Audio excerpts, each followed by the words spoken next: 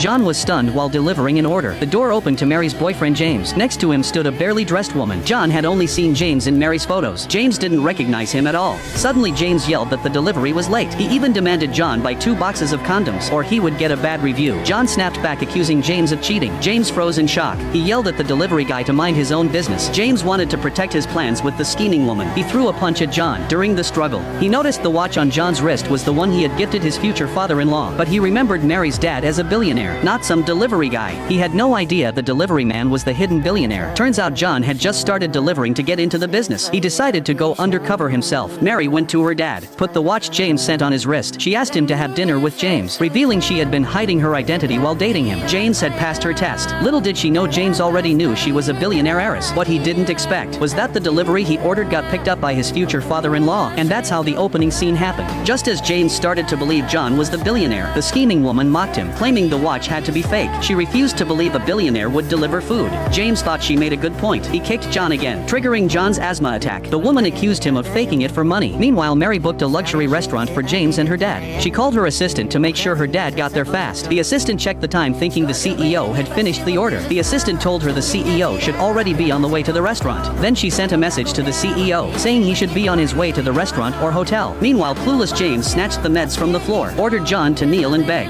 Then he would give him the medicine. Seeing John wasn't faking, the scheming woman panicked. She told James to give John the pills. After all, he was about to be the billionaire's son-in-law. Any accident could ruin everything. James dumped all the pills on the floor. John struggled to pick them up and take them. Finally, he recovered and stood up. He yelled at James for thinking he could become a billionaire's son-in-law. He would never let his daughter marry him. Seeing John still pretending to be rich, James wanted to teach him a lesson. Then John's phone buzzed with a message from his assistant. James saw the lock screen was a photo of John with his girlfriend. He immediately demanded to know why John had a picture with Mary. John said he already told them. He was Mary's billionaire dad. Both froze in shock. Then suddenly, Mary called James, saying her dad was almost there. Asked when James would show up. After hanging up, James punched John. He said Mary just said the billionaire was on his way, so John must be a fake. Mocked him for going after a young girl, claiming he photoshopped himself with a pretty girl. Then grabbed a broom and started hitting the old man. Remembering his future father-in-law and Mary were waiting at the restaurant, James finally stopped. Still unsatisfied, strutted off with the scheming woman to eat their fancy dinner. Watching their sleazy move, John silently vowed to make this pair pay. Soon James and the woman arrived at the restaurant. James lied, saying she was a childhood friend he grew up with. Once they all sat down, James started acting romantic to play the billionaire son-in-law. He put on a show of charm, praised the fancy restaurant, saying it must have cost a fortune, then confidently pulled Mary close, promised he'd work hard after marriage and make her life happy. Mary,